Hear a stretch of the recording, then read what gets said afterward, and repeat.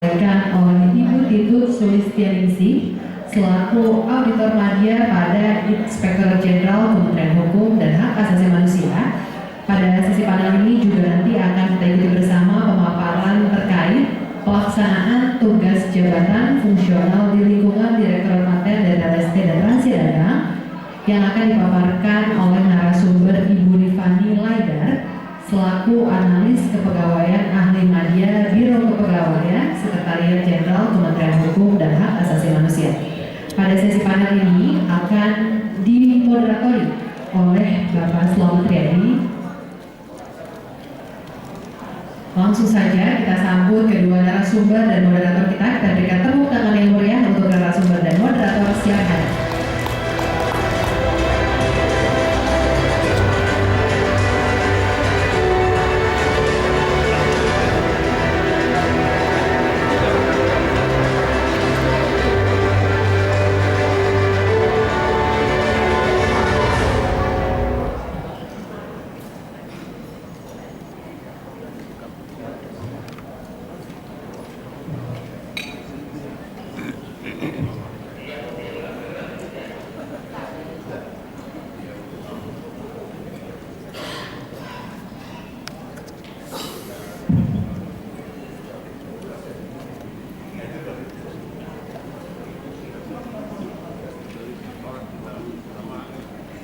Bismillahirrahmanirrahim.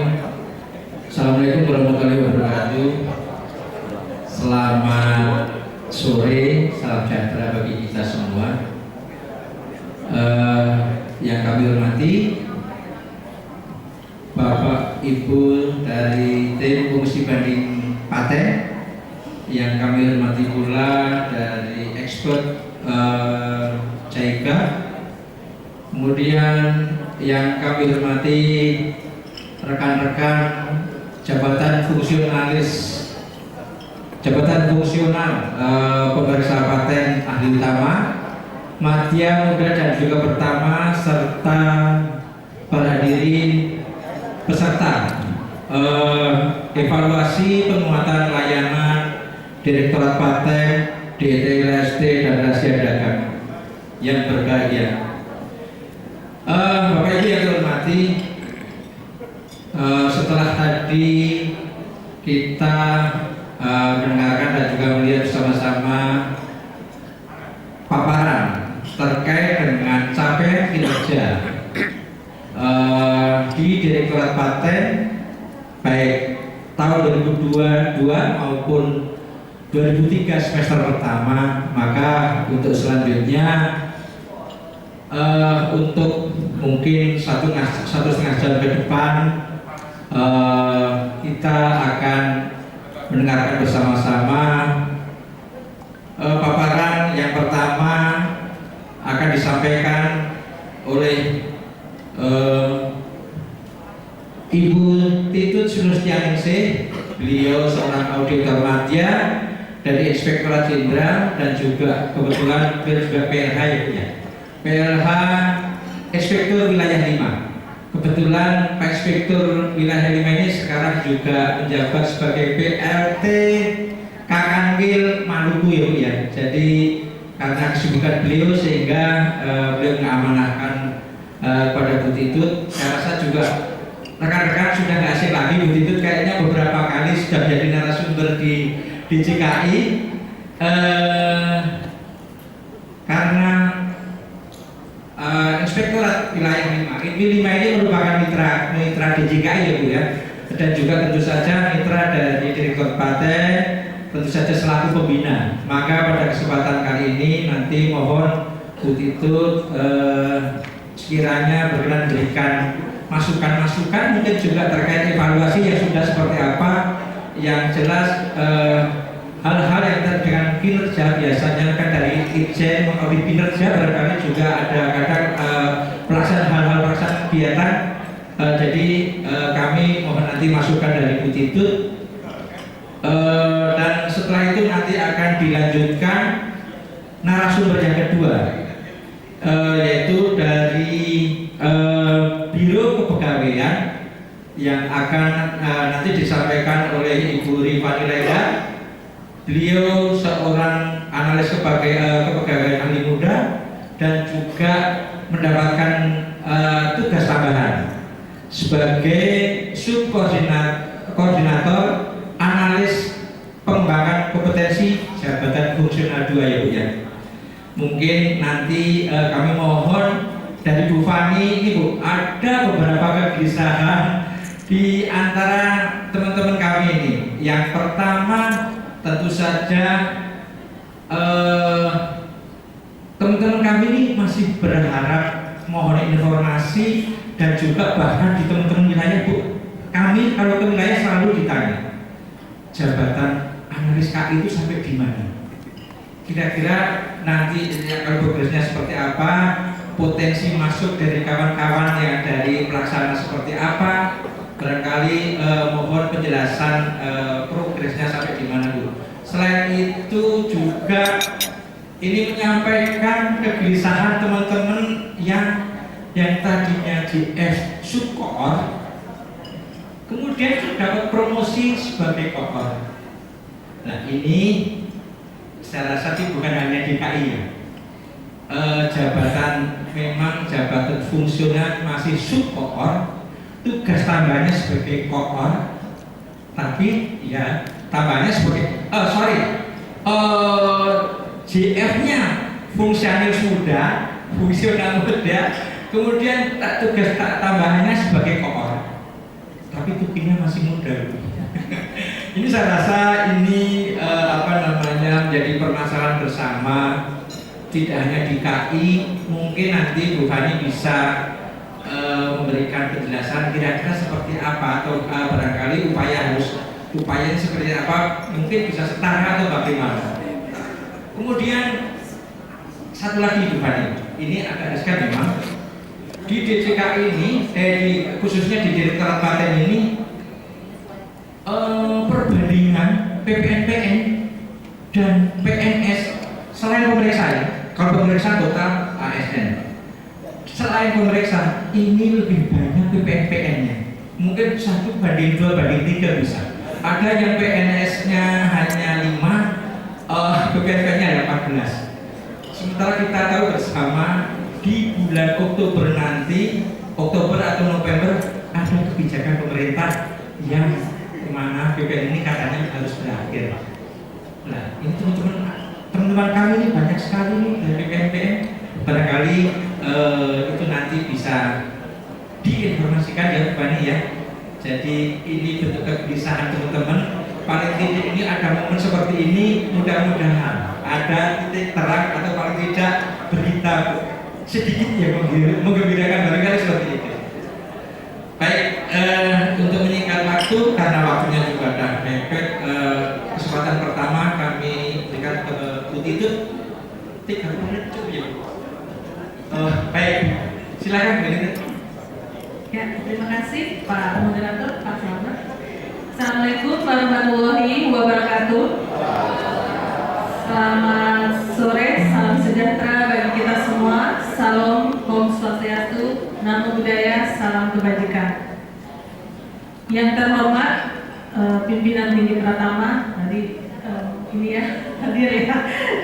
Kemudian yang kami hormati para tamu undangan yang hadir di hotel ini. Kemudian yang kami hormati pejabat fungsional pemeriksa paten ya Pak ya, di lingkungan Direktorat Paten Ditjen KI. Yang kami hormati pejabat administrator, koordinator dan subkoordinator di lingkungan Direktorat Jenderal KI, dan para peserta kegiatan evaluasi penguatan layanan Direktorat Paten DTLSD dan Rahasia Dagang Ditjen KI Kementerian Hukum dan HAM yang berbahagia. Puji syukur kehadirat Allah Subhanahu wa taala atas perkenannya Allah Subhanahu wa taala kita masih berkumpul ya di ruangan ini dalam rangka untuk melakukan kegiatan evaluasi evaluasi penguatan layanan Direktorat Paten DTLST dan Rahasia Dagang. Oke, sebelum kita masuki materi, ada beberapa hal tadi yang disampaikan oleh Pak Direktur ya Pak ya. Ini kami menyimak bahwa inovasi maupun sistem pelayanan yang di Direktorat Paten ini sangat bagus sekali Pak ya, sangat ya apa ya, kalau menurut di Kementerian Hukum dan HAM termasuk yang paling baik ya Pak ya untuk inovasi dan sistem layanannya. Untuk itu, untuk mohon izin Pak Direktur, siap ya. Untuk itu kita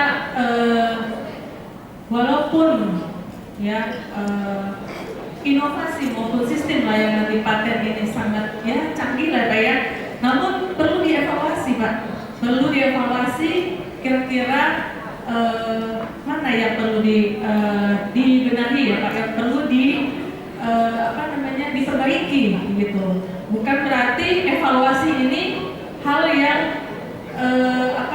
suatu alergi ya Pak ya, maksudnya ini untuk tujuannya adalah untuk perbaikan dari Direktorat Paten itu sendiri. Sebagaimana diamanatkan dalam Peraturan Pemerintah Nomor 60 Tahun 2008 Pak, tentang sistem pengendalian internal pemerintah, bahwa saat ini pelaksanaan pengendalian internal yang dilakukan oleh manajemen atau unit kerja itu sendiri itu sangat diamanatkan di PP Nomor 60 Tahun 2008 tersebut. Untuk itu selain dari evaluasi di internal, di situ juga dilakukan dilakukan oleh APIK ya Pak ya, yaitu untuk pengawasan internal di lingkungan Kementerian Hukum dan HAM. Di sini saya akan menjelaskan terkait bagaimana kami atau APIK untuk melakukan suatu kegiatan evaluasi ya Pak ya, untuk supaya unit kerja mengetahui apa saja sih yang akan dievaluasi untuk perbaikan dari Direktorat Paten ini. Next. Oke. Nah, ini adalah roadmap dari pelayanan publik secara umum. Jadi di tahun 2015-2019 ini masih terintegrasinya pelayanan publik ya, percepatan pelayanan publik dan partisipasi masyarakat serta e-service. Kemudian berkembangnya sampai dengan tahap 3, sekarang di tahap 4 ya Pak ya, di 2020 sampai 2025. Pelayanan publik yang berkualitas dunia ini, itu kebijakan pelayanan publik itu harus berkualitas, pelayanan publik itu berbasis elektronik, dan inovasi pelayanan publik yang berkelanjutan serta layanan publik yang terintegrasi.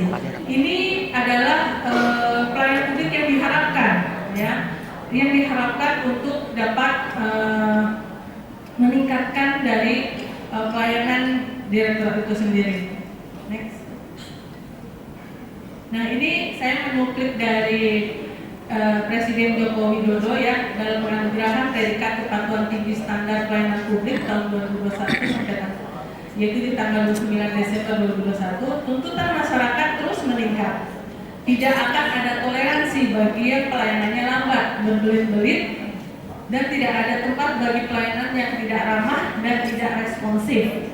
Orientasinya harus hasil untuk mewujudkan pelayanan yang prima, memenuhi harapan dan kebutuhan masyarakat dengan cepat dan tepat. Ini adalah yang disampaikan oleh Presiden kita untuk meningkatkan pelayanan prima di pelayanan itu sendiri. Next. Nah, ini yang seperti telah diamanatkan bahwa ASN itu berakhlak ya, harus akuntabel, kompeten, harmonis, loyal, adaptif, kolaboratif, dan berinovasi pelayanan. Nah, next Mas. Ya. Nah, ini tantangan sektor pelayanan publik ini di tahun 2020 ya sampai dengan tahun 2023, dari globalisasi, kemudian perkembangan teknologi sampai saat ini adanya endemi COVID-19 ya, yang pada saat ini COVID-19 sudah distatuskan oleh endemi untuk pelayanan publik yang adaptif. Nah, harapan masyarakat dalam pelayanan publik ini better than before ya, lebih baik, kemudian lebih cepat, lebih baru, lebih murah dan lebih sederhana. Ini apa tujuannya? Untuk kepuasan dan kebahagiaan dari publik atau masyarakat itu sendiri.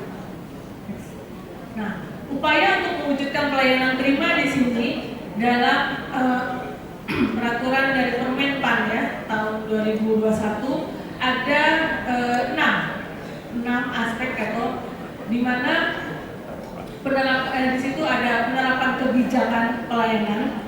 Yang kedua adalah peningkatan profesionalisme SDM. Yang ketiga peningkatan kualitas sarana prasarana. Yang keempat pemanfaatan sarana pengaduan. Yang kelima pemanfaatan teknologi informasi. Dan yang keenam adalah penyelenggaraan inovasi itu sendiri. Nah, dari upaya mewujudkan pelayanan prima ini dari 6 aspek ini nanti adalah bahan bagi kami untuk melakukan evaluasi kinerja atas pelayanan publik di Direktorat Paten. Ya, ini regulasinya ya yang terkait pelayanan publik di Undang-Undang Nomor 25 Tahun 2009 tentang pelayanan publik dan PP 96 Tahun 2012 tentang pelaksanaan Undang-Undang 25 Tahun 2009. Di sini ada beberapa hal yang harus kita penuhi, yaitu terkait dengan maklumat pelayanan ya. Di situ ada di peraturan Permenpan Nomor 15 Tahun 2014 tentang pedoman standar pelayanan, di mana di situ disampaikan terkait dengan survei kepuasan masyarakat ya. Di Permenpan Nomor 14 Tahun 2017 tentang pedoman pelaksanaan survei kepuasan masyarakat dan Permenpan Nomor 16 Tahun 2017 tentang pedoman pelaksanaan forum konsultasi publik. Kemudian di situ juga ada terkait dengan pengaduan masyarakat. Nah, ini pengaduan masyarakat ini ada dari ombudsman ya, kemudian dari sistem pengelolaan pengaduan pelayanan publik, kemudian tentang pedoman penyelenggaraan sistem informasi pelayanan publik nasional SIPP. Kemudian dari pelayanan terpadu ini ada peraturan presiden tentang penyelenggaraan dari pelayanan publik, kemudian Permenpan tentang petunjuk teknis pembentukan mall pelayanan publik ya, kemudian layanan inklusif dan inovasi pelayanan. Nah, ini pemenuhan kebijakan pelayanan publik tadi sudah disampaikan. Untuk pemenuhan kebijakan pelayanan publik di sini terdiri dari adanya maklumat pelayanan, kemudian pengembangan inovasi pelayanan publik, survei kepuasan masyarakat, span lapor ya, yaitu pengaduan ya, standar pelayanan publik, forum konsultasi publik dan integrasi layanan melalui pelayanan publik. Di sini akan dievaluasi terkait dengan pelayanan publiknya, yaitu di mana akan mendapatkan indeks dari pelayanan publik. Next. Nah, tadi sudah disampaikan ya, jadi ada 6 aspek yang dan prinsip dari evaluasi kami sesuai dengan Permenpan, yaitu standar pelayanan, maklumat pelayanan, dan survei kepuasan masyarakat itu ada di kebijakan pelayanan. Kemudian waktu pelayanan, kode etik, motivasi, penghargaan budaya pelayanan itu ada di profesionalisme sumber daya manusianya. Kemudian saprasnya juga kita lihat terkait dengan sistem informasi pelayanan publik, yaitu penunjang kualitas pemutahiran datanya itu 11%. Terus kemudian sarana prasarana media akuntabilitas dari tindak lanjut dari konsultasi pengaduannya, pengelolaan pengaduannya. Kemudian inovasinya Pak, tadi penciptaan sumber dayanya. Nah, ini adalah indikator penilaian yang akan kita lakukan sesuai dengan Permenpan yang telah diamankan oleh Permenpan untuk mendapatkan keadilan, yaitu partisipasi, akuntabilitas, transparansi, berdaya guna, dan aksesibilitasnya. Jadi yang kita nilai nanti indikator penilaiannya dari 6 aspek tersebut. Lanjut. Nah, untuk kriteria penilaian aspek pertama, di sini kami lihat dokumen dari standar pelayanannya Pak. Itu dokumen penyusunan, kemudian isinya seperti apa, dan penetapan standar pelayanannya. Di sini kita lihat nanti dievaluasi ya. Di sini ada beberapa pertanyaan. Dari beberapa pertanyaan tersebut akan ada beberapa suatu mekanisme untuk penilaiannya, gitu ya. Kemudian bagaimana dengan media publikasinya? Melakukan publikasi bagaimana untuk standar pelayanannya, terus maklumat pelayanannya dan survei kepuasan masyarakatnya untuk dipublikasikan. Kemudian terkait dengan laporan survei kepuasan masyarakat. Nah, ini juga kita lihat dari laporan berisi hasil dan tindak lanjut dari survei kepuasan masyarakat. Jadi bukan saja dilakukan surveinya, namun kita juga melihat tindak lanjutnya dari survei kepuasan masyarakat tersebut, hasil indeksnya. Kemudian peraturan perundang-undangan dari sesuai dengan Permenpan tentang standar pelayanan, kemudian maklumat pelayanan dan survei kepuasan masyarakat. Lanjut, Mas.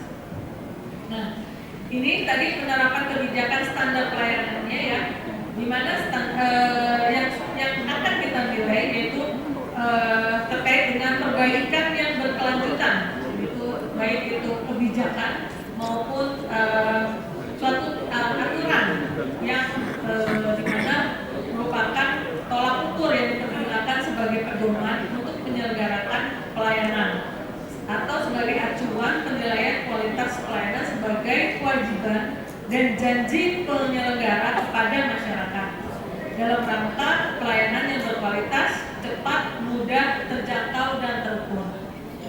Kemudian untuk selain dari perbaikan berkelanjutan juga kita lakukan evaluasi terkait dengan penyusunannya untuk penyusunan kebijakan standar pelayanan ini. Jadi adanya diskusi atau dialog dari dua arah ya, dari masyarakat, terus kemudian ada penyusunan berita acara hasil kesepakatan ya, kemudian dokumentasi kegiatannya. Nah, kemudian ditetapkan oleh kepala unit instansi.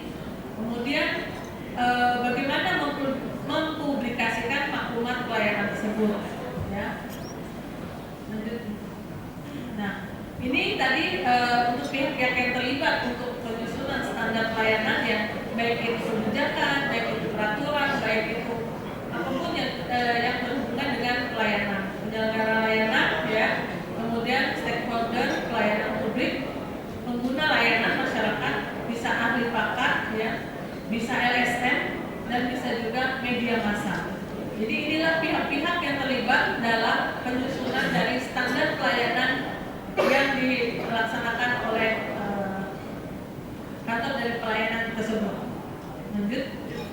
Nah, ini untuk pengumuman survei kepuasan masyarakat ini sesuai dengan Permenpan nomor 14 tahun 2017. Tujuannya apa? Untuk mengukur kepuasan masyarakat sebagai pengguna dari layanan dalam rangka meningkatkan kualitas penyelenggaraan pelayanan publik. Ya. Unsur pengukurannya apa? Seperti persyaratan, prosedur, waktu pelayanan, tarif, ya, produk dan spesifikasi jenis pelayanan itu sendiri, kemudian kompetensi pelaksananya, perilaku dan pelaksana, satrasnya dan penanganan pengaduan saran dan masukan. Ini adalah unsur pengukuran dari survei kepuasan masyarakat. Kemudian dari survei kepuasan masyarakat tersebut dilaporkan atau disusun laporan hasil dari publikasinya, ya. Jadi dipublikasi nih. Kemudian dari laporan dan hasil dari SKM ini apakah sudah ditindaklanjuti? Nah, ini juga kita lihat. Jadi ukuran dari penilaian kami yaitu tindak lanjut hasil survei kepuasan masyarakat ini. Jadi ada rencana tindaknya dan ada laporan tindak lanjutnya, seperti itu. Nah, ini mungkin dari beberapa permasalahan yang ada di paten ya, di hasil dari pemeriksaan BPK ya tahun 2022. Di sini mungkin ada beberapa masalah yang ada di paten. Kami menyuplik dari temuan BPK penerbitan surat edaran atas 694 paten yang telah dihapus kemudian diberi paten kembali tidak sesuai ketentuan. Ya. Kemudian mekanisme penundaan pembayaran biaya tambahan tidak dilaksanakan. Kemudian tahapan pelayanan yang belum diselesaikan hingga batas waktu yang ditentukan ditetapkan pada Direktorat Paten. Berdasarkan data aduan masyarakat menemukan bahwa rata-rata pengaduan yang masuk terkait dengan kendala pada aplikasi layanan paten dan tidak ada aduan terkait dengan waktu layanan. Kemudian menyusun prosedur yang mengatur secara rinci syarat-syarat kelengkapan, batas waktu melengkapi, persyaratan bagi pemohon serta mekanisme verifikasi dan validasi atas permohonan paten yang dapat dikenakan tarif khusus. Jadi ini adalah permasalahan yang terkait dengan standar pelayanan yang ada di Direktorat Paten hasil temuan dari BPK tahun 2022. Lanjut Mas. Nah ini adalah aspek penilaian yang kedua, yaitu kebijakan yang memudahkan layanan. Jadi layanannya itu bergilir, waktu tambahan dan layanannya itu apakah sudah 24 jam. Ini juga ada beberapa pertanyaannya nanti sebagai penilaian kami. Kemudian kode etik dan budaya pelayanan. Komponen kode etik dan budaya pelayanan dari budaya pelayanan itu sendiri. Kemudian motivasi dari kerja. Itu mekanisme membuat pekerja meningkat secara motivasi. Nah ini motivasi kerjanya seperti apa. Kemudian pemberian penghargaan. Ketentuan dari kriteria pemberian dari penghargaan laksana dari pelayanan itu sendiri. Lanjut Mas. Nah ini jadi perilakunya gimana seperti melayani, respon cepat, senyum, ramah, sabar. Nah ini mungkin memang secara manual ya, tapi saya tahu lah Direktorat Paten ini sudah online semua. Jadi memang nanti secara kita dilihat dari segi sistem informasi pelayanan publiknya Pak. Gitu ya. Oke lanjut Mas. Nah ini dari temuan BPK Pak, belum dilakukan peningkatan kompetensi pegawainya dan jabat fungsional melalui diklat terkait dengan fungsinya. Nah ini perlu ditingkatkan untuk SDM. Untuk aspek 3 itu terkait dengan SAPRAS ya Pak ya. Jadi fasilitas tempat parkirnya, ruang tunggunya, toiletnya dan sampahnya. Karena sudah online semua Pak ya, jadi kayaknya agak dilewatkan saja. Nah ini ada kriteria. Nah ini tadi ya. Nah sebelumnya Mas nah ini aspek 4 ya. Nah ini sistem informasi, pemenuhan sistem informasi pelayanan publik secara elektronik non elektronik dan pengisian pada SIPP nasionalnya. Kemudian aplikasi dukungan dalam pelayanan. Kemudian kualitas dari sistem informasi pelayanan publik itu sendiri. Lanjut Mas. Nah ini mungkin menciptakan budaya pelayanan prima. Lanjut. Nah ini adalah permasalahan dari temuan BPK Pak yang kami tulis, di mana sistem aplikasi pelayanan KI belum efektif dan terdapat ketidaktepatan pengenaan tarif PNBP atas layanan paten. Di sini seperti aplikasi Saki ya Pak ya, belum memiliki fitur perubahan kriteria pemohon umum ke khusus atau sebaliknya, sehingga tidak dapat dilakukan perubahan atas data pemohon sehingga salah kriteria, sehingga resiko pengenaan tarif PNBP menjadi lebih berkurang Pak. Kemudian belum terintegrasinya data UMK di KL ya Pak ya, Pemda maupun instansi lain, sehingga resiko tidak dapat mengidentifikasi keabsahan status UMK pemohon untuk mendapatkan tarif khusus ya Pak ya. Kemudian belum memiliki fitur notifikasi langsung kepada pemohon yang mendekati batas waktu jatuh tempo agar segera melaksanakan pembayaran pemeliharaan bangunan, sehingga resiko pemohon melewatkan kewajiban dari pembayaran itu sendiri. Kemudian belum terintegrasinya bukti pembayaran biaya tahunan tidak secara otomatis terunggah Pak, sehingga resiko tidak melakukan pemutakhiran atas data pemohon yang telah melaksanakan kewajibannya dan paten milik pemohon dihapuskan karena dianggap tidak membayar biaya pemeliharaan. Nah itu. Kemudian yang kelima, belum melakukan koordinasi dengan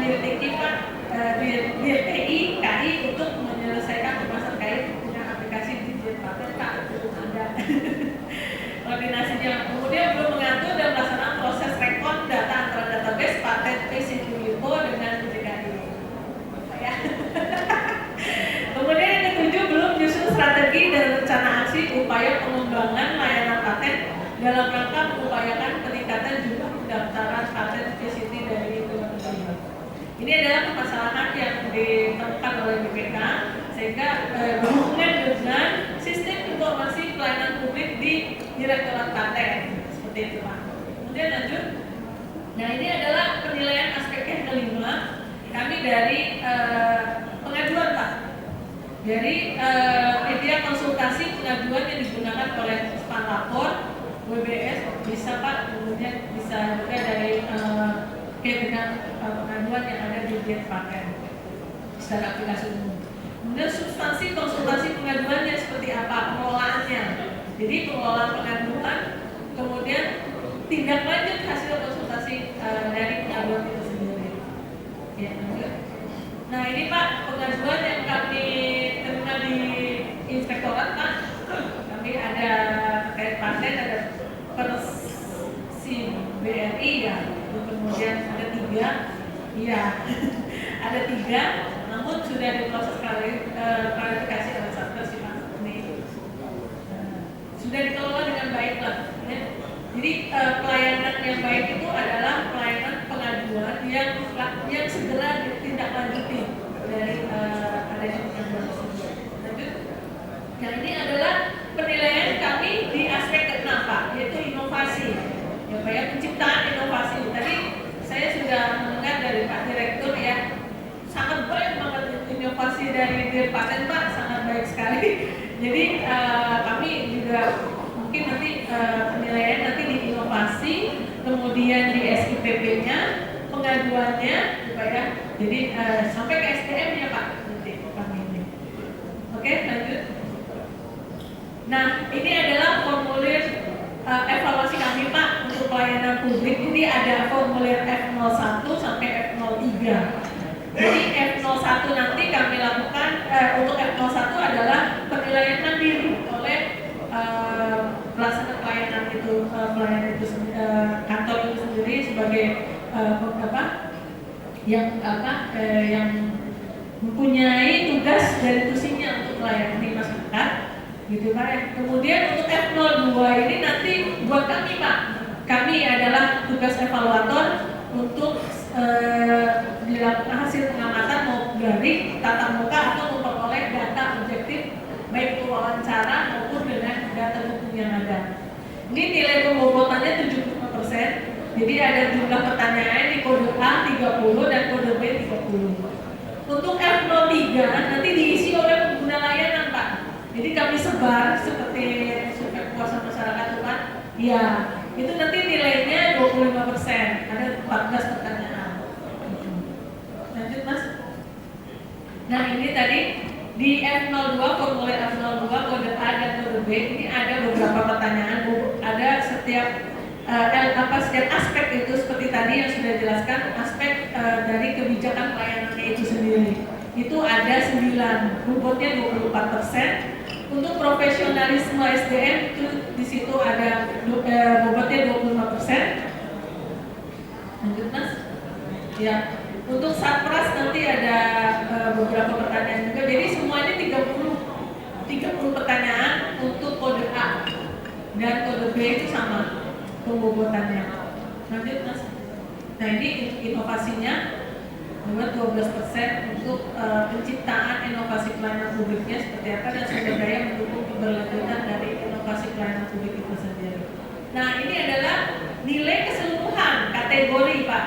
Jadi nanti dari hasil evaluasi kami nanti ada beberapa kategori.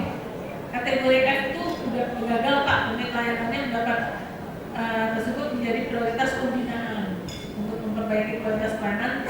Kemudian nilai E, nilai D ya Pak ya, jadi sudah masuk ke prioritas, masih proses prioritas pembinaan Pak. Kemudian CMI juga untuk hanya sebagian mengimplementasikan kebijakan pelayanan publiknya, kapasitas SDM-nya kurang memadai dan sebagainya. C sampai B min, lanjut Mas. Nah ini ada sampai ke nilai A, yaitu nilai ini berpelayanan prima Pak, gitu. Jadi udah baik sekali. Itu pelayanannya sudah menerapkan seluruh aspek dalam penyelenggaraan pelayanan publik yang baik sesuai dengan peraturan perundang-undangan. Jadi tadi ada permasalahan yang hasil temuan BPK, jadi jadi catatan Pak. Jadi perlu diperbaiki. Ini adalah hal-hal yang menjadi perhatian ya, yang perlu itu tindak lanjut hasil pemeriksaan BPK dan Ijen untuk segera mungkin untuk ditindaklanjuti. Kemudian tadi sudah dijelaskan tindak lanjut dari pengaduan masyarakat Pak.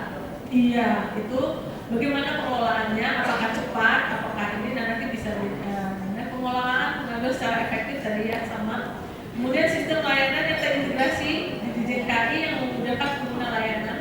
Jadi sudah terintegrasi dari paten, merek maupun hak cipta ya kayak mungkin bisa terintegrasi.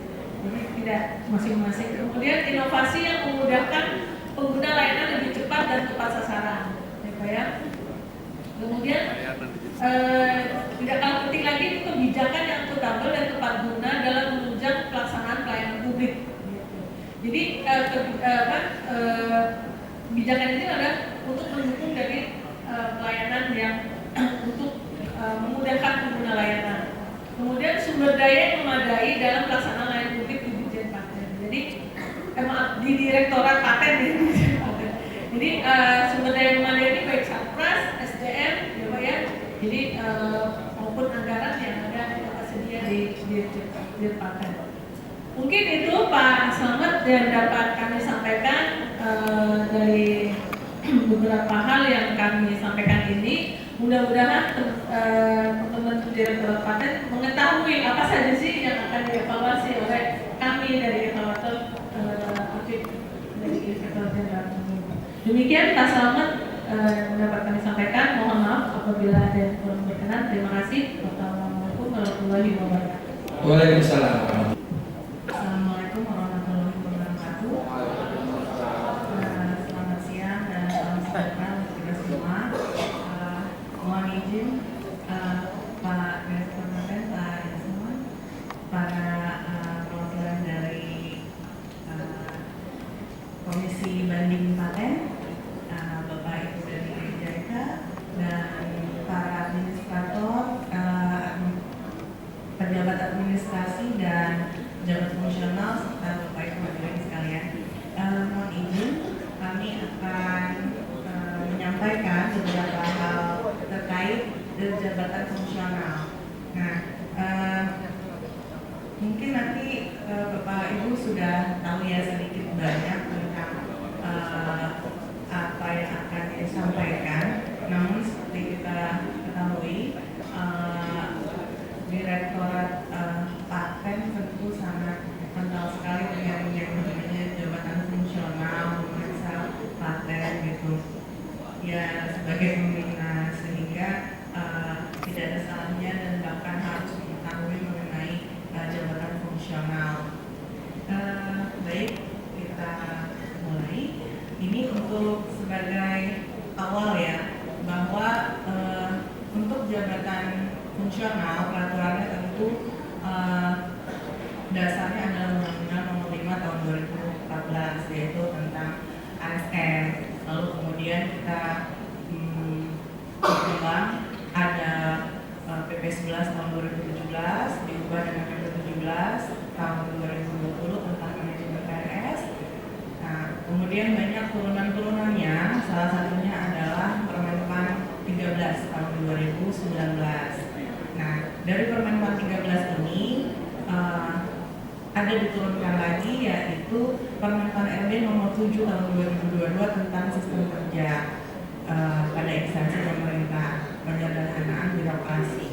Nah, dari Permenpan 13 ini juga dikeluarkan peraturan nomor 1 tahun 2023 tentang jabatan fungsional. Dengan adanya Permenpan nomor 1 tahun 2023 ini, maka Permenpan nomor 13-nya tahun 2019 tersebut sudah tidak berlaku lagi karena sudah diupdate gitu ya, tidak diupdate dengan Permenpan nomor 1 tahun 2023 tentang jabatan fungsional yang kemudian ditindaklanjuti dengan BKN dengan mengeluarkan peraturan BKN nomor 3 tahun 2023 tentang angka kredit, kenaikan pangkat dan kenaikan jenjang jabatan fungsional.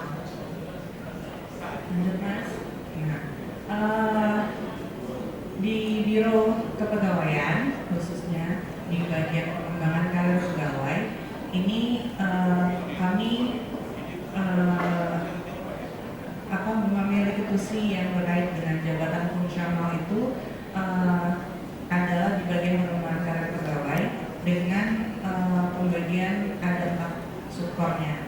Nah, yang menangani langsung untuk jabatan fungsional adalah APKJ 1 dan 2. Ini bedanya hanya pembagian wilayah, pembagian jabatan fungsionalnya saja, gitu. Karena seperti kita ketahui jabatan fungsional di Kemenkumham banyak, jadi kalau cuma di 1 saja tidak mungkin nanti penanganannya akan lebih ribet. Gitu.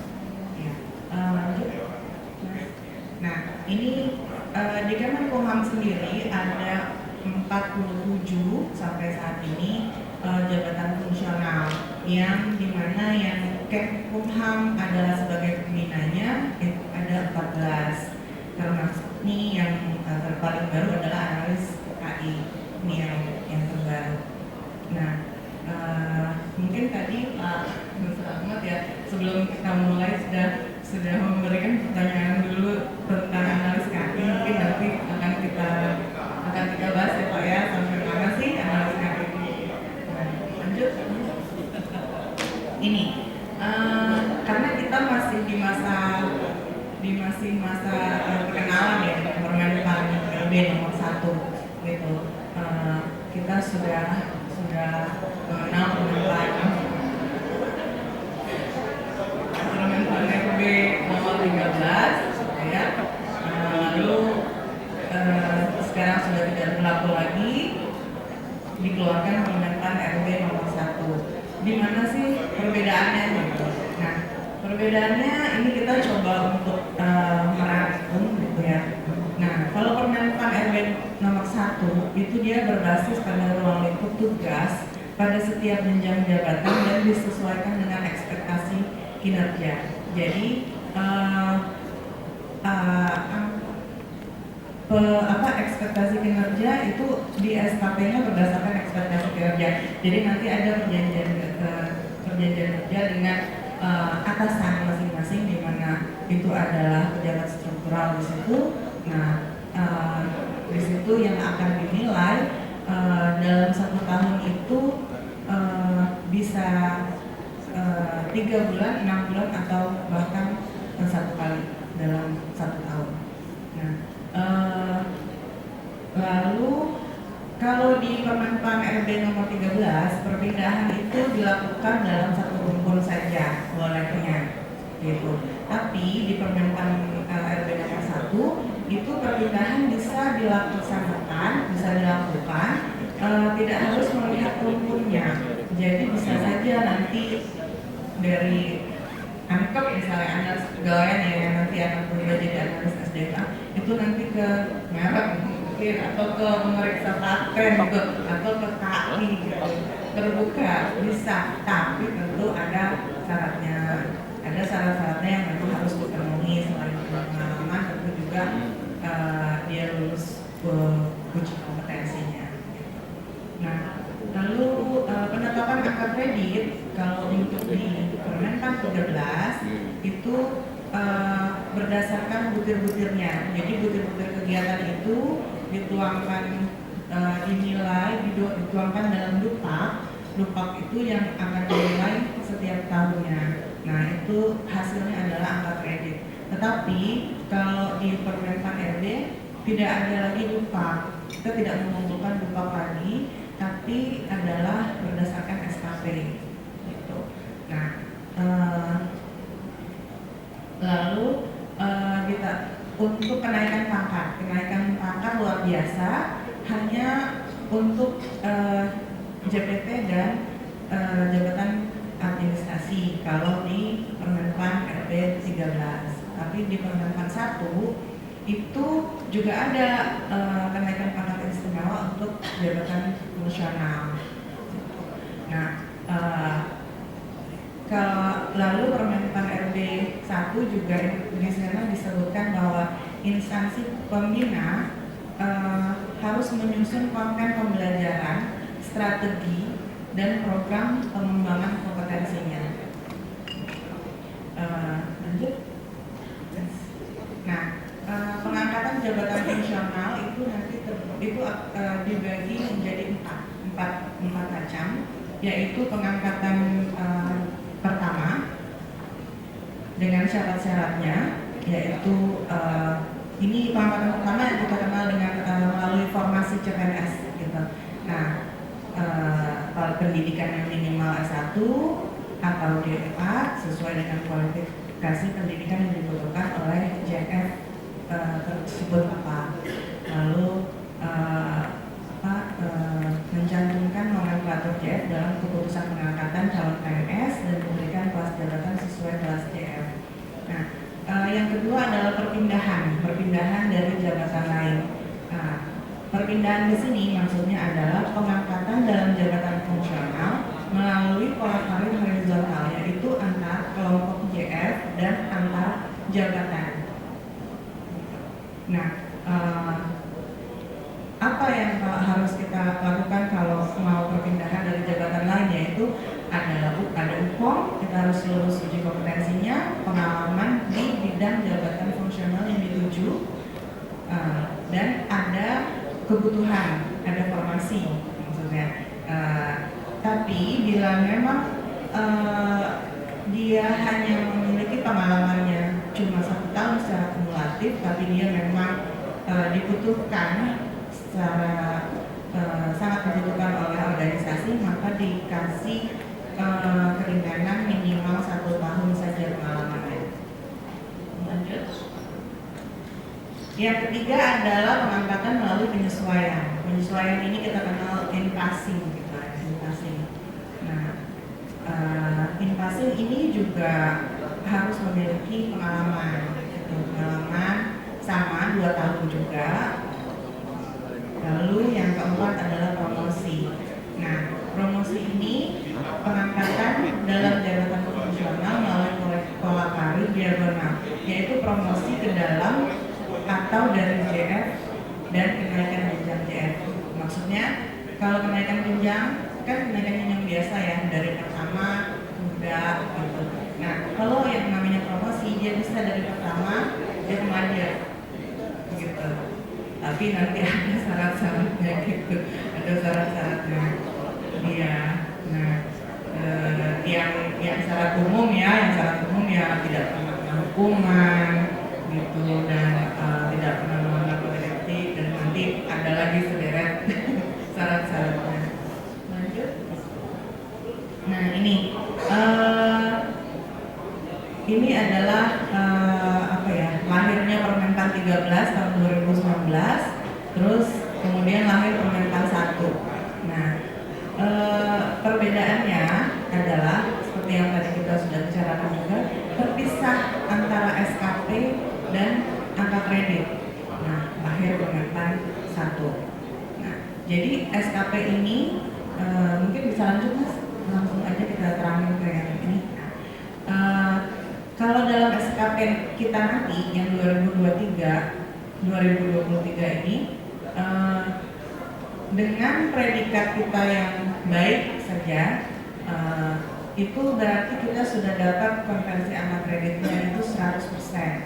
100% ini kalau dia JF pertama itu dia dapat 12,5 gitu. Jadi kita tidak seperti yang Pak kemarin dihitung berbutir berapa nilainya seperti itu. Ini berdasarkan SKP saja. SKP baik berarti dia dapat sekian. SKP sangat baik berarti dia dapat 150% konversi angka kreditnya. Terus sudah ada patokan-patokannya. Lanjut.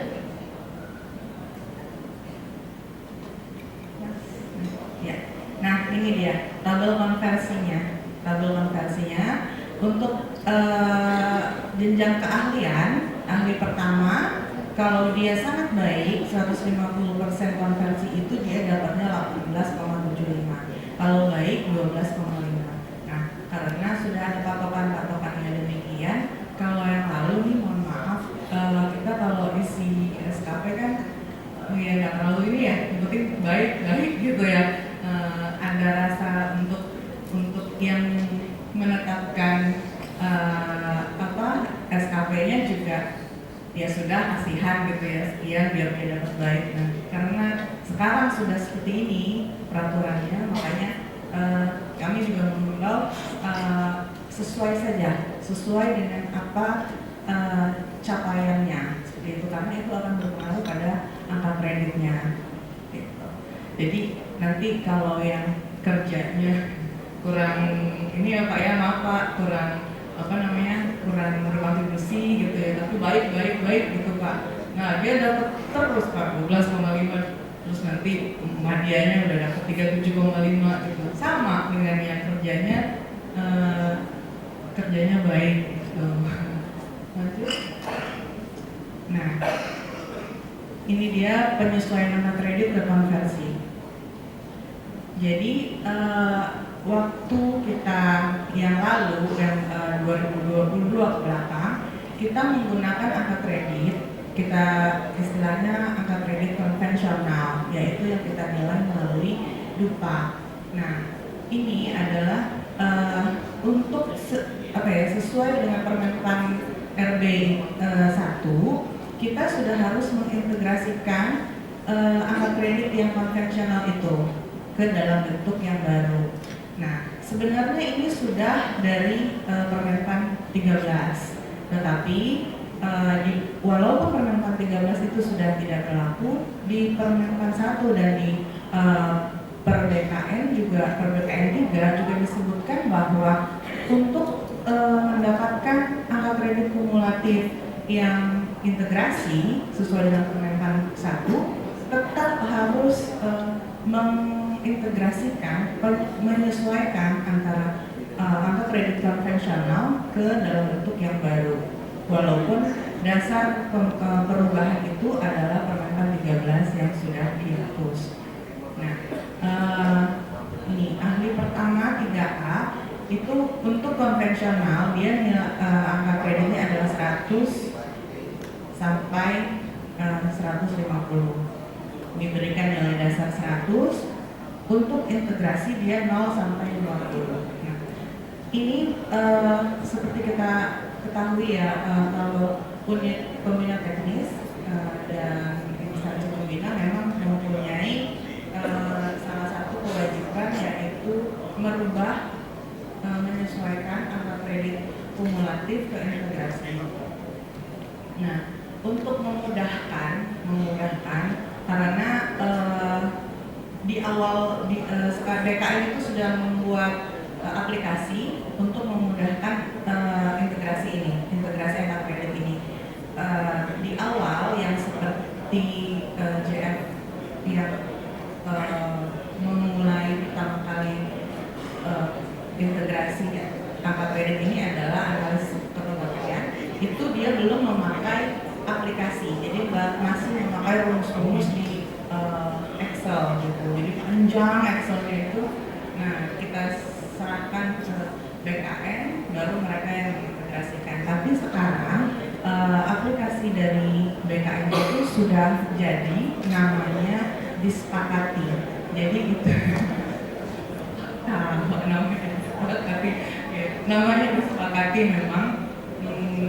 Jadi angka kredit yang dibutuhkan untuk diinput ke dalam aplikasi tersebut, nanti kita tinggal input. Nah, selesai kita menginput, nanti sudah ada hasil angka kredit integrasinya. Seperti itu. Jadi tidak terlalu ribet kalau kita tidak menggunakan aplikasi disepakati tersebut. Lanjut. Ini kita ada surat edaran tentang pengaturan tugas administratif pejabat fungsional di lingkungan Kemenkumham. Esensinya, lanjut Mas. Iya. Ini latar belakangnya.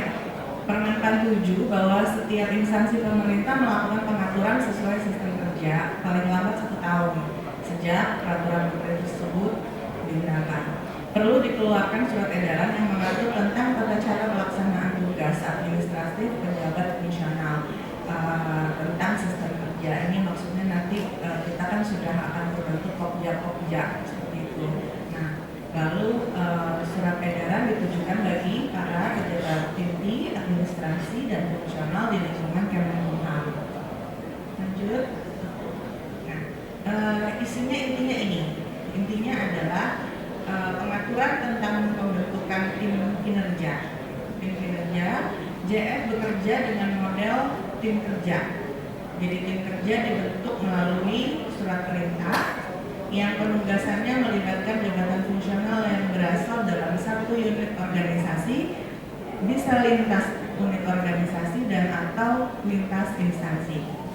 Lalu ada pengaturan tugas administratif, yaitu pejabat fungsional dapat menyusun program kerja bersama tim kerja. Jabatan fungsional yang sebagai ketua tim dapat mengispu surat kepada anggota, walaupun dia pejabat fungsional gitu. Nah, pejabat fungsional juga bisa melakukan pengelolaan anggaran melalui SP tentunya. Nah, apabila tidak ada pengelolaan anggaran, maka diserahkan kepada pejabat struktural di bidang PU. Pengelolaan kinerja, tentang pengelolaan kinerja, yaitu pejabat penilai kinerja adalah atasan langsung dengan ketentuan paling rendah pengawas. Lalu penetapan pejabat penilai kinerja dilakukan oleh Pim Pratama dan atau pimpinan unit organisasi dengan memperhatikan kelas jabatan dari jenjang jabatan pejabat fungsionalnya.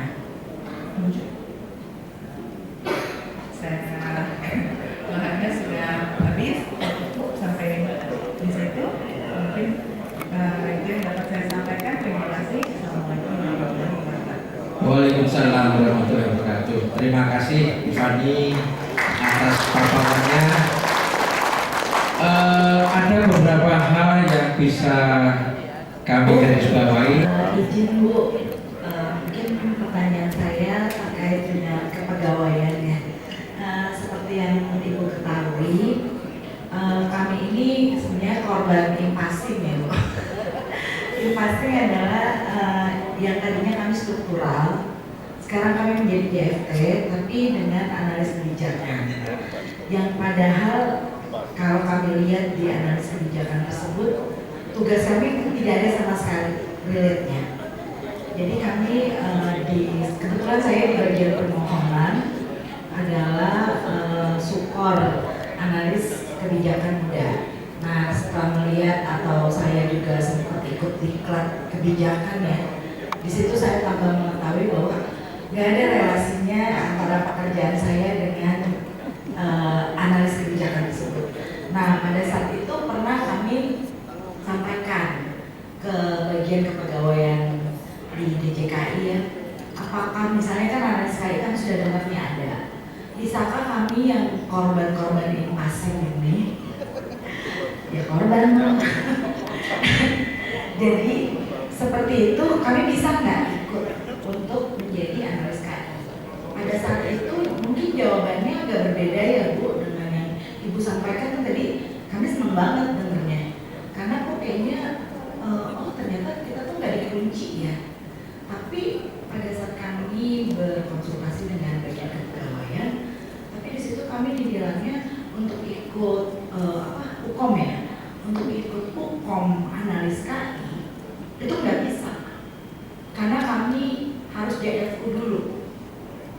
Nah, dalam artian berarti kami yang impasing ini harus meletakkan jabatan ya atau apa sih saya nggak tahu lah. Tapi yang jelas kami nggak bisa langsung untuk ikut hukum. Pegawai di tempat kami apakah memiliki kebijakan yang berbeda atau bagaimana, dan solusinya buat kami di DJKI bagaimana juga? Mungkin itu pertanyaannya Pak Adalah. Baik, terima kasih khususnya. Biar langsung dijawab saja karena mungkin barangkali jawaban Bu Fani nanti termasuk yang akan ditanyakan yang lainnya. Maunya bukan korban dan juga bukan ini penyetaraan ini buat semuanya. Memang namanya waktu itu analis kebijakan buat semua. Nanti biar Bu Fani saja yang menjelaskan. Silakan Bu Fani. Ya, terima kasih Mbak Sonia. Jadi itu adalah penyetaraan ya Mbak ya, bukan invasi gitu.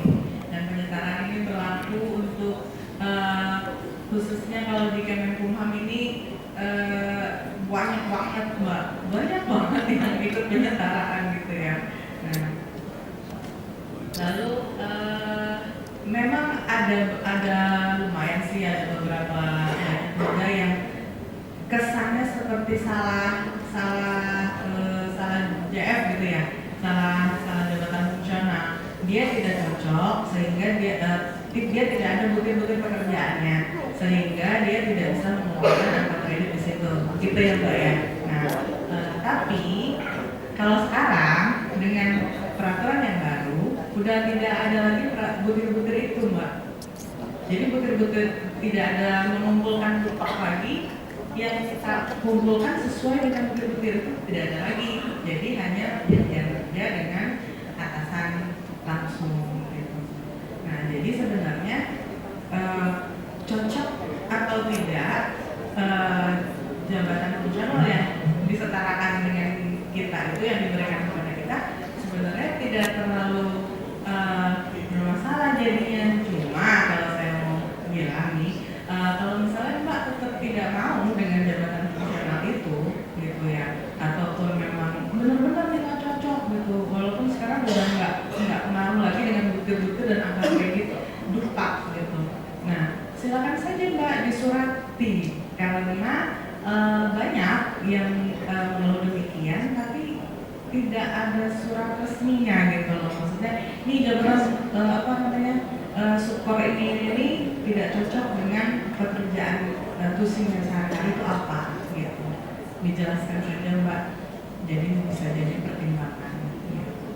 Lalu perpindahan tadi ya Mbak, perpindahan kalau harus tidak boleh dari JF ke JF itu mungkin sebelum ada Permenkes 1 gitu.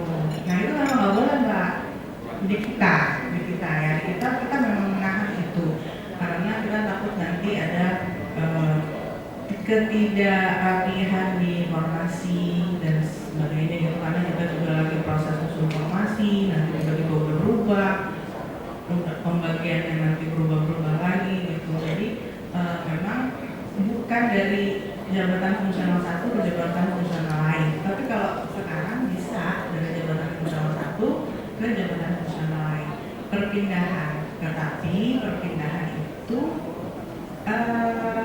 dia tidak mengikuti pangkat ya Mbak. Jadi Bisa perpindahan pindah. itu mengikuti jabatannya. Nah kalau jabatannya misalkan Kasub ya, eselon 4 gitu, eselon 4 dia memang kemuda karena dia memang setara gitu. Tapi walaupun dia Kasub gitu, tapi dia 4A nih, 4A misalnya, dia tetap aja dia pemuda gitu. Kalau dulu sebelum ada Permenkes 1, kita kalau perpindahan itu kan ya 4A aja, 3D muda gitu ya, 3C juga muda. Kalau sekarang perpindahan itu mengikuti jabatannya gitu Mbak. Jadi ya kalau memang berkenan seorang aku misalnya lebih passionnya bukan di struktural, lebih ke jabatan fungsional gitu. Nah ya kalau mau ikuti perpindahan ya ikuti saja sesuai dengan syaratnya. Cuman ya seperti itu, dia mengikuti jabatan bukan pangkat gitu. Tanya dari JF ke JF. JF-nya dari Jakan Muda dimungkinkan nggak kalau nanti misalnya ke Agnes KI muda juga? Bisa, Dimungkinkan Mbak, dimungkinkan. Dia bawa pemuda gitu. Jadi pertama muda. Nama saya Ana, pemeriksaan paten pertama. Bu Fani, saya ingin bertanya, kalau tidak salah tadi saya menangkap bahwa nantinya JF itu sistem penilaian akan berubah dari angka kredit ke SKP. Nah itu apa ya Bu, pertimbangannya dari mungkin Menpan atau tim yang menyusun perubahan penilaian untuk JF tersebut dari mengangkat kredit ke SKP. Begitu, terima kasih. Ya, terima kasih Mbak.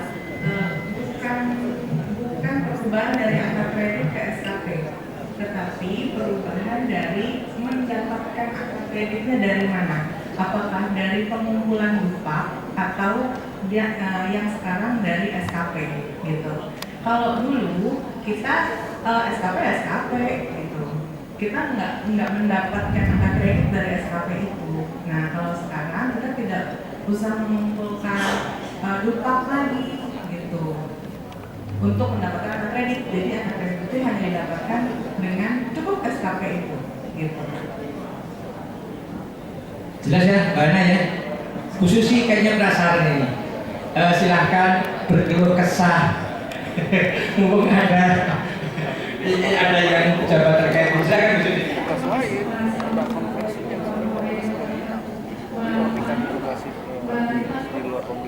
Susi. Jadi sebetulnya sudah mention oleh Pak Asma terkait dengan jabatan profesional ke jabatan struktural. Saya ini tahun lalu ketika ada penyetaraan jabatan, saya masih di udah kebetulan saya masih subkon kepala seksi di kerjasama. Jadi saya jabatannya adalah analis Pranata Humas. Pranata Humas sudah dengan pangkat kepala sudah 7 tahun, sudah hampir 10 tahun. Ya, kemudian saya dipromosi kalau yang dulu setahu saya pangkat saya akan bisa langsung naik mungkin ya menjadi 4A, 4B. Lalu tunjangan saya juga akan mengikuti.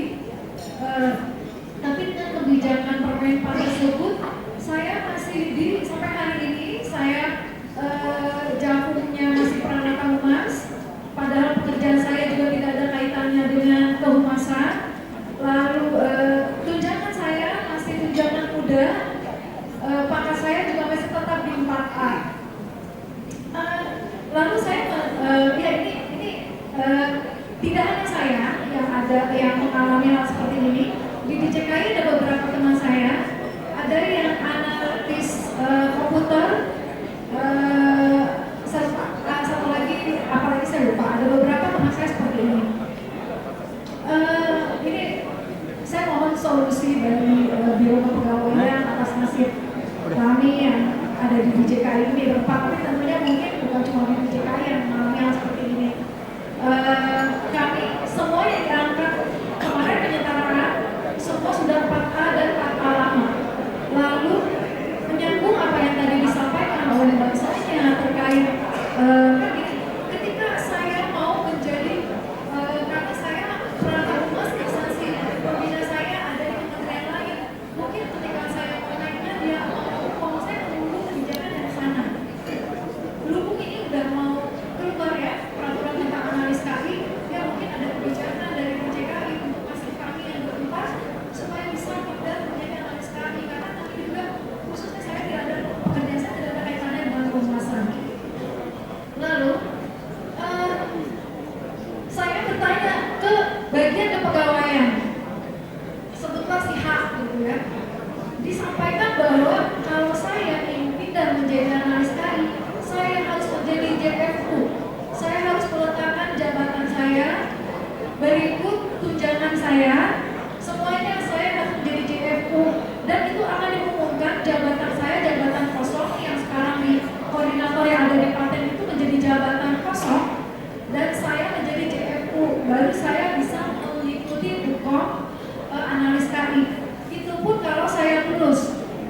Kalau tidak lulus, ibu katanya tetap menjadi JFU, menjadi staff, dan ibu nanti akan ditempatkan nggak tahu di mana, gitu. Mohon ini kebetulan mendengar dari bagian kepegawaian supaya mungkin dapat pencerahan juga dari bagian kepegawaian supaya informasi yang disampaikan oleh Mbak Rifani sampai ke teman-teman yang ada di bagian kepegawaian di JKI. Terima kasih Mbak Rifani. Izin Ibu. Ya sebenarnya sih memang banyak juga Bu kalau kita kumpulin ya yang 4A tapi subkon gitu.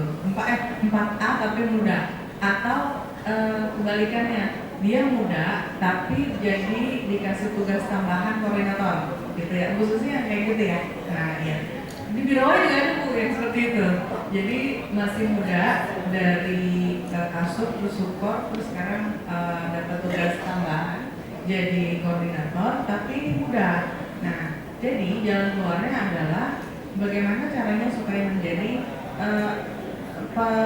pengatasan gitu ya, koordinator media. Walaupun sebenarnya peraturan itu tidak harus seperti itu, koordinator tidak harus media gitu, dan support tidak harus muda, bisa aja media gitu. Nah tapi kan biasanya memang koordinator itu media gitu ya Bu ya. Ikut UPOM Bu, biar bisa naik jadi media gitu. Bagaimana caranya biar bisa ikut UPOM? Tentu kita kumpulin dulu angka kreditnya gitu sampai cukup. Nah, sebagai contoh dari Biro Kepegawaian juga seperti itu Bu, mengumpulkan angka kredit sampai cukup untuk mengikuti UPOM medianya gitu. Nah, kebalikannya seperti saya gitu Bu ya, saya 4A tapi support muda jatuhnya gitu. Nah itu saya bisa aja ikut UKOM, tapi syarat saya untuk ikut UKOM adalah memenuhi angka kredit yang disyaratkan. Nah saya belum cukup tuh Bu, jadi saya nggak bisa UKOM, kita aja muda gitu. Sampai saya berhasil mengumpulkan angka kredit biar bisa ikut UKOM gitu Ibu. Nah kalau Ibu mau berpindahkan gitu kan ya, kan memang support koordinator dan subkoordinator memang bukan jabatan gitu ya, tapi tugas tambahan, dan memang itu adalah pembicaraan pimpinan untuk siapa-siapanya gitu ya Bu. Nah jadi memang bisa Bu perpindahan, tapi itu akan turun nanti, turun Bu, karena kalau Ibu mau perpindahan ya perpindahan aja gitu, cuman itu akan mengikuti iya 4A itu ya, iya enggak iya. Nah tapi gini Bu, bila yang enggak selevel kayak gitu, itu nanti gini, setahun dia memang muda, setahun misalnya lulus nih, hukumnya lulus dia jadi muda. Tapi dalam waktu 1 tahun tanpa memperhitungkan dia sudah cukup atau belum angka kreditnya, dia bisa untuk UKOM langsung ke media untuk 1 tahun aja. Jadi rentang waktunya itu 1 tahun.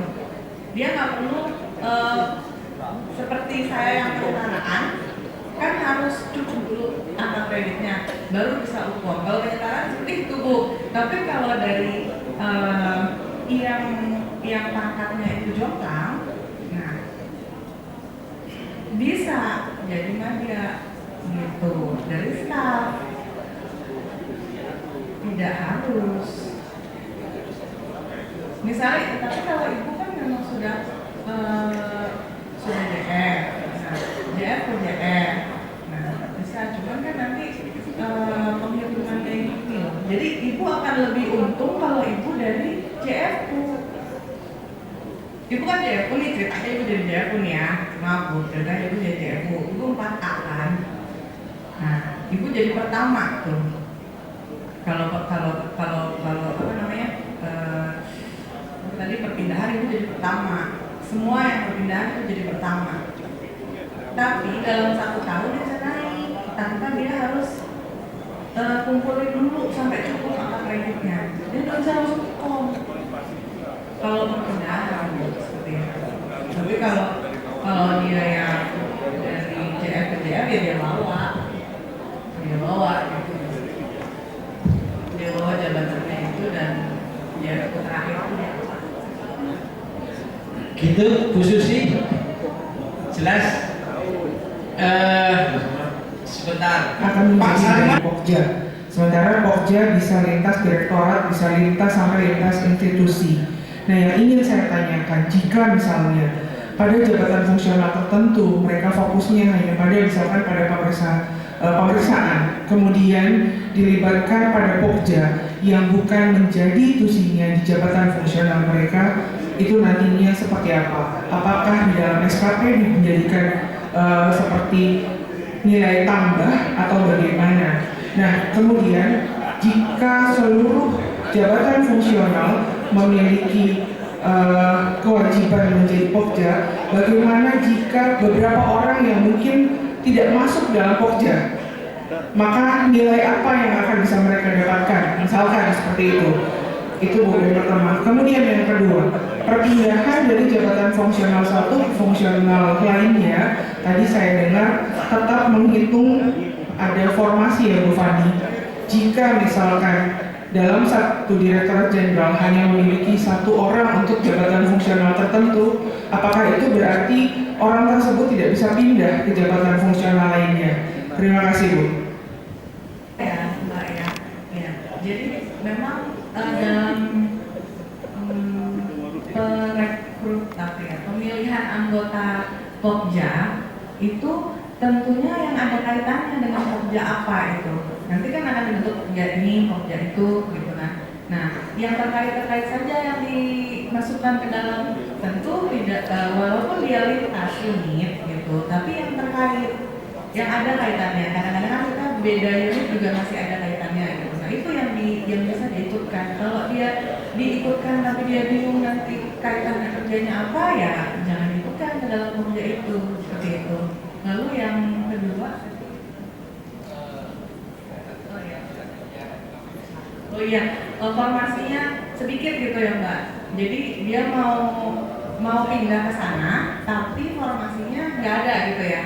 Iya, dia tidak bisa di situ. Formasi di JKI misalnya pemangkunya hanya beliau sendiri, kemudian mau pindah gitu kan? Ya seperti dimungkinkan nggak? Itu perpindahan ada izin pimpinan juga ya Mbak. Jadi kalau pimpinannya mengizinkan, Izin Bu Fani, kan seperti contohnya Bu, saat ini seluruh direktorat jenderal, seluruh unit eselon 1 mungkin hanya di Sekjen dan di Jenpas yang memiliki jabatan fungsional perencana beberapa orang. Tetapi di seluruh direktorat jenderal lainnya, fungsional perencana pasti hanya ada satu. Nah, jika si fungsional perencana satu ini ingin pindah ke jabatan fungsional lainnya, apakah diperkenankan atau memang diperhitungkan karena memang hanya cuma satu orang ini tidak bisa pindah? Itu Bu. Sama tadi Bu, jika misalkan ada beberapa orang yang mungkin merasa, misalnya ya Bu, kan ketika kita membagi Pokja, kita akan melihat juga aktifnya orang ini, keinginannya beliau ingin menyelesaikan tugas dari Pokja tersebut. Jika misalkan ada beberapa orang yang tidak bisa masuk dalam Pokja, maka solusinya seperti apa Bu? Nanti orangnya nggak dapat nilai SKP juga kan, kasihan juga. Terima kasih. ya, jadi gini Mbak,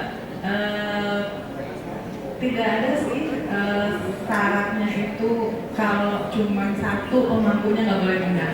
Nggak ada sih syarat seperti itu, boleh-boleh aja. Tapi tentu di sana ada syarat persetujuan pimpinan untuk pindah. Nah, itu kan jadi pertimbangan banget Mbak. Masa cuma satu dikasih pula gitu kan? Terus bagaimana dengan di unit itu gitu kan? Itu bukannya seharusnya ditambah gitu, bukan jangan pindah tapi ditambah terusnya gitu. Nah, lalu untuk yang nanti Pokja itu kan yang dipilih yang terkait gitu ya.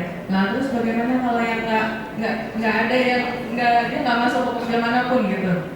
Nah disitulah Mbak letaknya permainan satu ini persaingannya di situ gitu. Jadi memang kita dipaksa untuk berkontribusi gitu. Jadi di mana kita memang harus berkontribusi supaya kita bisa masuk dalam program gitu.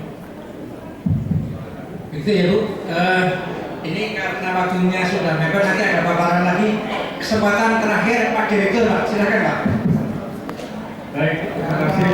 Ibu lihat di dalam ruangan ini ada sekitar 200 orang ya. Saya yakin hampir semuanya ini pada bingung nih. Betul. Ini dilihat aja dari kamera tadi itu. Jadi sekarang boleh dibilang, saya yakin mungkin 99% bingung sekarang. Ya. Sementara di satu sisi, ketika kita bicara masalah evaluasi kinerja, ya, bagaimana kita melayani publik, ya tadi sebagaimana disampaikan oleh Ibu, ya, masih banyak yang perlu kita perbaiki, masih banyak yang perlu kita benahi pelayanan kita. Ya. Sementara sisi yang lain ada perubahan pola karir seperti ini. Saya melihat ini ada jadi kontradiktif. Yang sudah mapan puluhan tahun saja masih susah kita benahi. Ya. Sementara pada saat kita diminta untuk berlari ini, ya, untuk menentukan apa yang dia kerjakan tahun depan saja masih bingung sekarang. Saya terus terang saja, termasuk jajaran Fikti di sini, bingung. Ya, mendengarkan penjelasan berkaitan dengan Permen 1 2023 ini. Betul, tadi kita bekerja berdasarkan Pokja. Pokja bisa lintas unit. Nanti saya punya di Direktorat Paten ada pegawai 160. Nah, sebagian pegawai Direktorat Paten itu juga diikutkan Pokja oleh Direktorat Darat misalnya. Itu gimana lagi nilainya nanti? Ngawasinya gitu. Ya. Ini makin susah, makin kacau kita bekerja jadinya. Ya saya tak tahu bagi siapa yang bisa menjelaskan kondisi kita real saat ini. Ya. Saya dalam 1 sampai 2 tahun ini diprotes oleh kawan-kawan. Pak, saya kemarin dipindahkan dari direktorat yang lain ke tempat Bapak. Diberikan beban kerja sebagai seorang sejajar sepertiga. Pak, saya tidak saya terima. Kenapa? Karena polisi yang tadi itu. Ya. Beban kerjanya jauh lebih tinggi, tanggung jawabnya lebih tinggi. Ya. Pengorbanan yang saya harapkan dari dia tidak ada yang dia terima. Bukan 1-2 orang. Jadi sekarang kita jadi sasaran, kita jadi sasaran. Nasib saya gimana? Jadi ya terus terang saja saya sangat menghargai apa yang Ibu sampaikan, apa yang harus kita lakukan. Tapi sisi yang lain dengan adanya perubahan yang sangat drastis ini, kekhawatiran saya adalah ini kontraproduktif dengan apa yang harus kita lakukan. Ya. Besok di tahun 2024 siapa pekerjaan yang paling sibuk? Direktur. Ya. Kenapa dia menentukan SKP 100 sekian orang? Ya. Kemudian membuat sekian puluh Pokja. Jadi tahun depan di Direktorat Paten itu ada Pokja permohonan. Siapa ketua Pokjanya? Ya paling baksonya. Tapi nanti ada Sodja pengumuman siapa nanti ketua Pokjanya? Mbak Sudirani. Kalau Pokjanya itu juga, dibuat apa apa itu? Jadi kalau di Padang itu istilah kami buat tunggal baru dicigak gitu. Jadi istilah saya di Padang. Ya sama aja maksud saya gitu. Sama aja jadi. Ya, yang diganti dengan sama juga gitu. Jadi saya terserah ini di level pimpinan ya. Di level pimpinan kita bicara. Dan ini dirasakan oleh para kolega saya direktur yang lain bingung. Ya. Kebijakan misalnya, kebijakan bisa pindahnya JFT antar JFT, ya, antar JFT. Di satu sisi dimungkinkan tidak, tapi yang namanya organisasi kan kita punya struktur nih, punya target. Kalau kemudian di kesempatan ini disampaikan nanti dari pemeriksa paten bisa pindah kemana saja JFT-nya, terus yang memeriksa paten siapa lagi? Saya yakin nanti di Direktorat Jenderal KAI yang jadi yang JFT yang dipilih pemeriksa mereka semua. Enggak, karena bagaimana di sini perlu ada aturan yang jelas, ya. Perlu ada kebijakan yang jelas. Kayak tadi kan dia akan tutup berdasarkan penerimaan 1/2023. Saya boleh pindah kok. Dia lihatnya dasar hukumnya. Tapi kan kebijakan lah kalau situ satu-satunya perencana anggaran mau pindah juga. Yang bisa. Jadi ya terus terang saja Bu Rani ya, kami saat ini betul-betul dalam kebingungan menghadapi pola karir yang ada sekarang, ya pola karir yang ada sekarang. Di satu sisi saya misalnya sebagai penanggung jawab di Direktorat Paten, jumlah permohonan paten semakin meningkat, ya pemeriksanya semakin berkurang. Setelah pemeriksanya semakin berkurang, apalagi kita hadapi. Ini betul-betul membingungkan kami, ya betul-betul membingungkan kami. Kasusnya Mbak Susi misalnya, tadi disarankan, ya kalau ingin pindah dari media, ya harus cukup. Permasalahannya beliau sekarang pelayanan humas, mudah. Jadi cukupkanlah angka kreditnya ikut cukup. Bagaimana dia angka kreditnya mau cukup kalau kerjanya SPLL gitu. Jadi ya tidak masuk akal bagi saya gitu ya. Karena dia sekarang ditempatkan tidak di bidang dia. Saya mau pindahkan juga tidak bisa. Ya, Pak Ari kan lama di paten ini. Pak Ari ini tidak tahu. Sekarang ada JFT pemeriksa paten itu yang secara hukum, Pak. Saya Bapak tahu saja ini. Jadi buat apa kita ada JFT bermacam-macam kalau semuanya ini bisa mengerjakan apa saja? Semuanya bisa mengerjakan apa saja. Terus buat apa kita bagi-bagi dunia ini dengan JFT? Saya jadi ini keresahan saya saja, ya. Karena di satu sisi kita dituntut akselerasi layanan publik, produktivitas yang semakin tinggi, ya. Tapi pada saat tuntutan itu kita hadapi, ini yang memperlambat kita, ya. Memperlambat betul-betul memperlambat. Karena kawan-kawan ini sebagai gambaran saja. Di Dijen KAI, para koordinator dan subkoordinator itu kita berikan fasilitas. Kendaraan dinas misalnya. Tahun depan tidak ada subkoordinator, tidak ada koordinator dan subkoordinator. Kalau sekalian sudah tidak ada lagi fasilitas. Saya yakin berubah. Ya, saya berarti berubah. Tunjangan jabatan tidak ada, fasilitas juga tidak ada. Ya sudah direktur saja tidak. Nah, ini sekarang siapa bisa menjawab pertanyaan itu?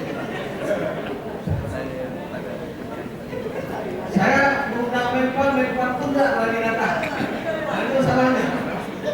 Bapak Ibu sekalian, kita undang Menpan ini sebenarnya untuk bicara ke Menpan 1/2023.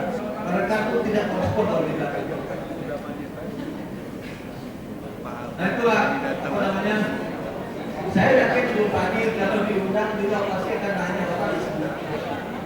Ya. Kata Bu Fani nasib saya sendiri juga jelas. Tapi mudah-mudahan nanti bisa jadi pemikiran juga di inspektorat. Kami bukannya apa namanya malas gitu ya. Tapi berpengaruh kinerja kita ketika semua kawan-kawan itu tidak tahu nasibnya akan seperti apa. Itu kira-kira Mas. Terima kasih. Baik, terima kasih.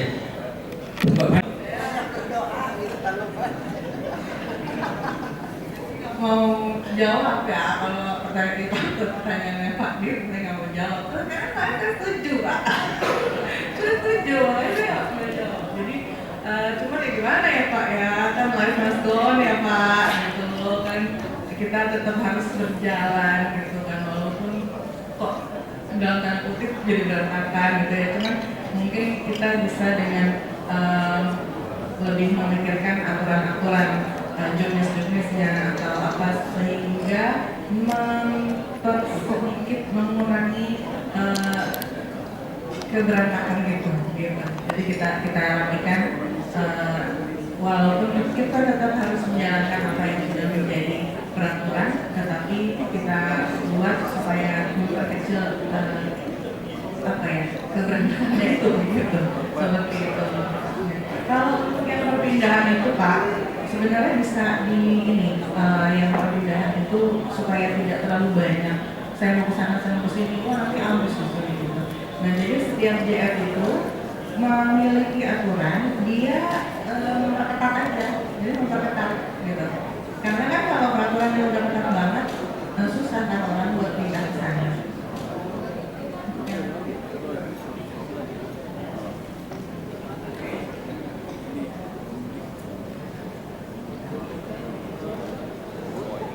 Ya, izin mungkin tadi kalau Pak selalu ya ada menanyakan juga tentang analis KI ya, progresnya.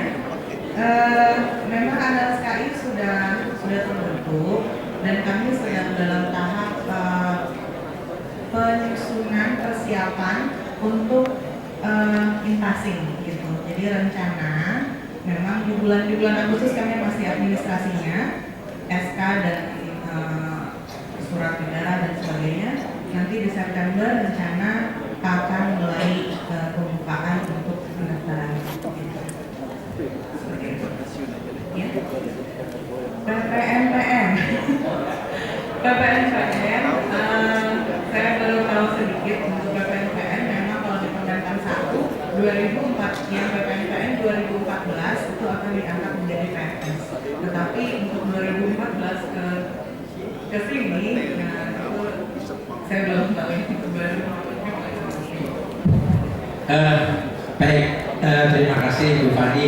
Mohon maaf Bapak Ibu sekalian, memang tidak bisa memuaskan Bu Fani seorang diri kalau apa istilahnya ngadili semua ini penanya. Jadi karena keterbatasan waktu, jadi kami juga mohon maaf. Mungkin juga masukan buat teman-teman di kepegawaian karena memang masih butuh informasi yang luar biasa terkait Permenpan 1 nomor tahun 2023 Pak Sariman. Mungkin dipertimbangkan apakah suatu saat ada kegiatan khusus untuk penjelasan itu biar teman-teman ini juga lebih tenang gitu ya Bu ya. Ya. Saya rasa kalau hanya ngundang narsum nggak masalah teman-teman kepegawaian.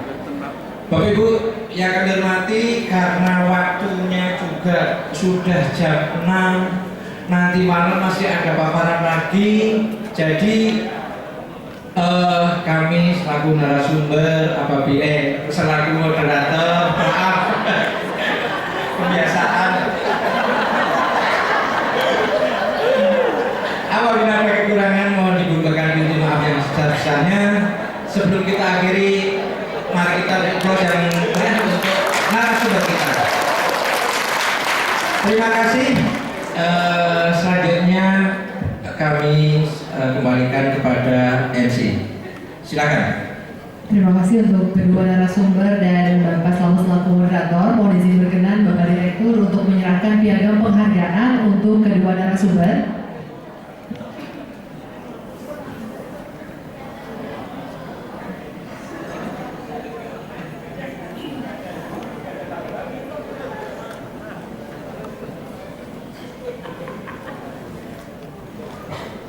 Piagam penghargaan diberikan kepada Ibu Titut Sulistianingsih selaku Auditor Media Inspektorat Jenderal Kementerian Hukum dan Hak Asasi Manusia.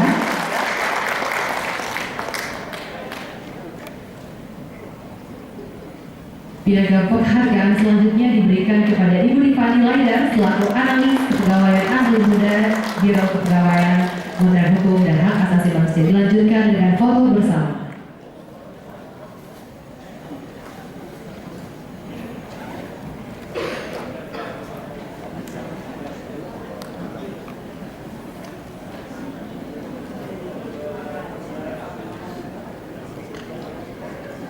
Baik, terima kasih Bapak Direktur, Bapak Ibu narasumber dan moderator. Kita berikan tepuk tangan sekali lagi.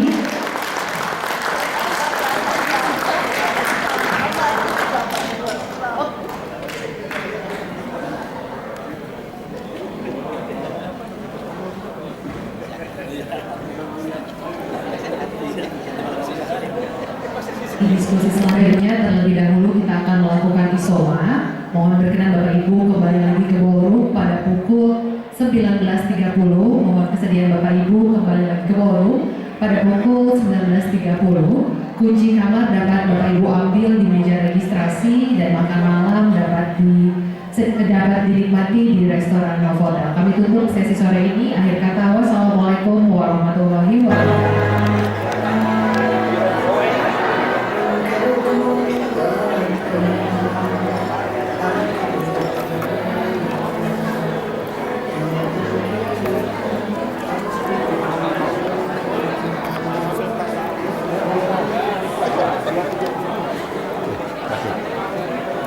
Dua 53.